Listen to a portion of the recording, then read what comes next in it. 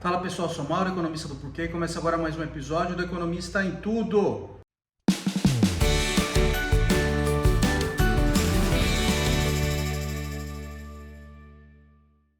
Para você que está chegando por aqui, eu convido a se inscrever no nosso canal e a ligar o sino para receber as notificações. Toda semana 3 vídeos novos. E também a dar uma olhada no nosso site www.porquê.com.br, tem bastante conteúdo escrito lá. Hoje eu vou falar de impostos sobre gasolina. Então está tendo uma discussão no governo, dentro do governo, uma disputa, na verdade, sobre o que fazer com os impostos federais sobre os combustíveis. Lá no governo Bolsonaro foram zerados os impostos federais e com isso o preço dos combustíveis despencaram, né? E só que era uma mudança temporária. Essa mudança expirou no começo do ano, o governo Lula prorrogou por mais alguns meses e agora venceu essa prorrogação.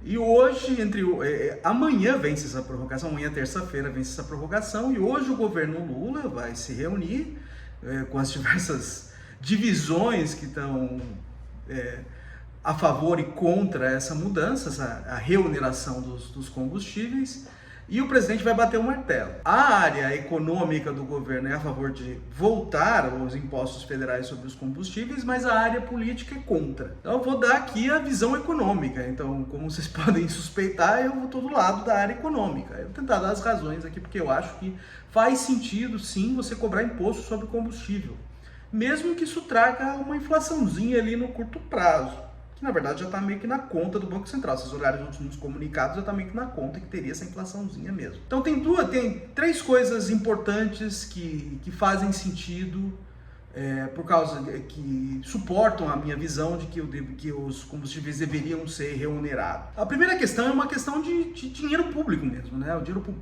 público é curto. Então, quando o governo zera um imposto sobre algum bem ou serviço, ele está abrindo mão de arrecadação.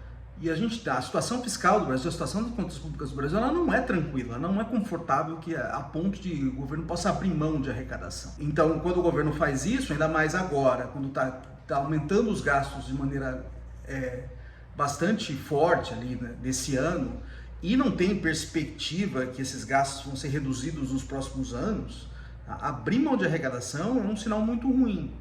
Então você tem essa primeira coisa, o lado das contas públicas.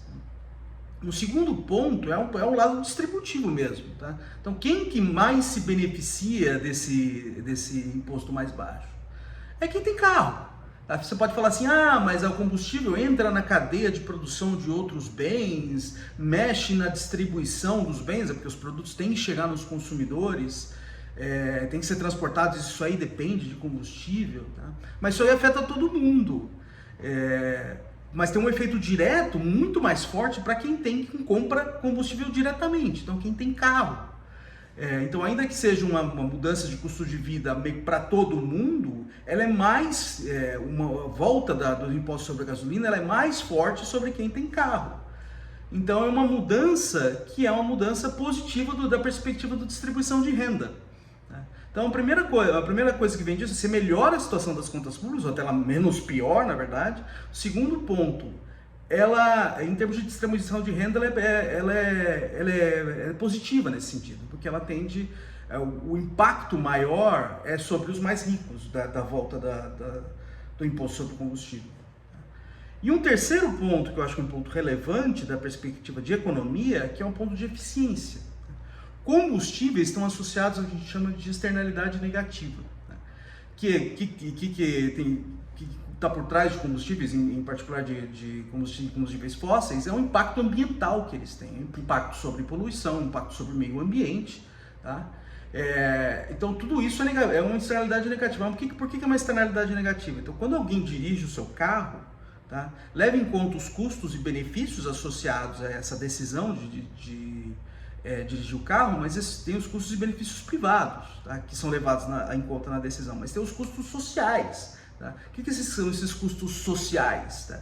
Os custos que não ficam circunscritos aos indivíduos, mas à sociedade. Então, quando a pessoa toma essa decisão, ela empurra parte desses custos para a sociedade pagar.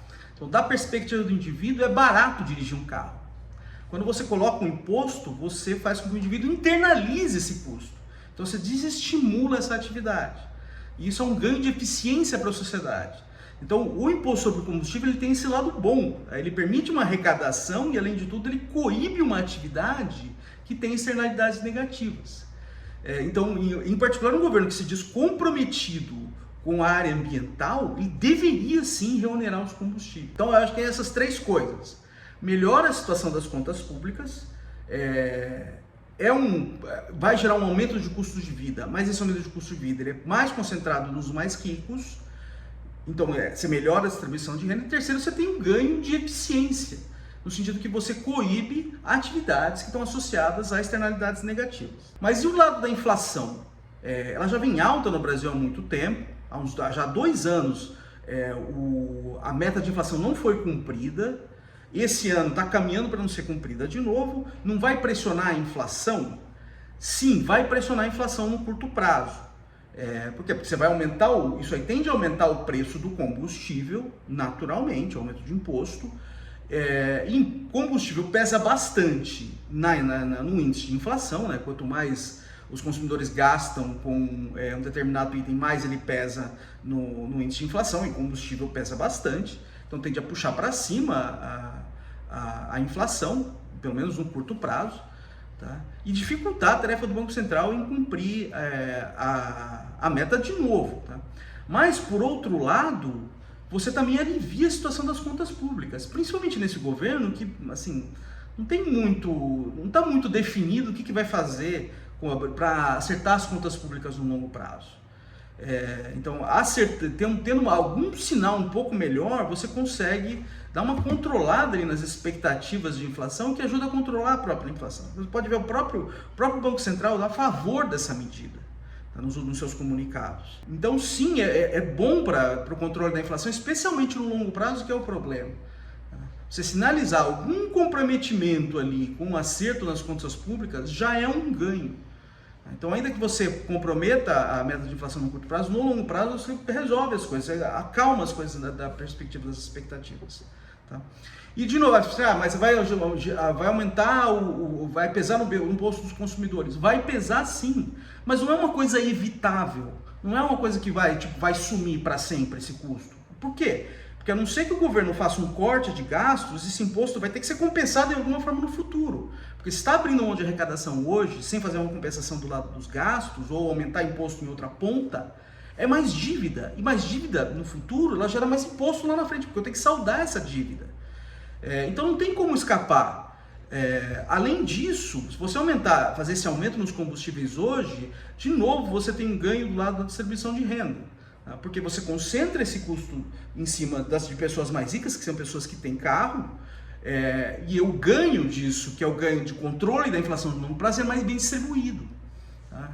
Então, não é uma coisa assim que você vai gerar um custo para os consumidores. Óbvio que vai gerar, mas não é um custo que vai ser escapável, porque isso aí lá no futuro, se você não fizer uma compensação, ou em termos de gastos, ou você vai ter que aumentar imposto lá no futuro por causa que isso aqui está sendo pago com dívida hoje, ou vai vir com mais inflação lá na frente, o que é ruim para todo mundo, que piora ainda mais a distribuição de renda. Né? Aí você estaria financiando um imposto, um subsídio para ricos, com custo para todo mundo, em particular os mais pobres, com inflação mais alta. Vai acontecer essa reoneração dos combustíveis? Vamos ver, vai ter uma reunião hoje, na segunda-feira, e vamos ver o que sai dali. Tá?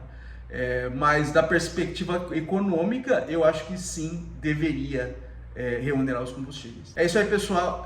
Muito obrigado por ter assistido o vídeo. A gente volta a conversar mais na semana que vem. Dá uma olhada no nosso canal, tem bastante conteúdo lá. O endereço é www.porquê.com.br.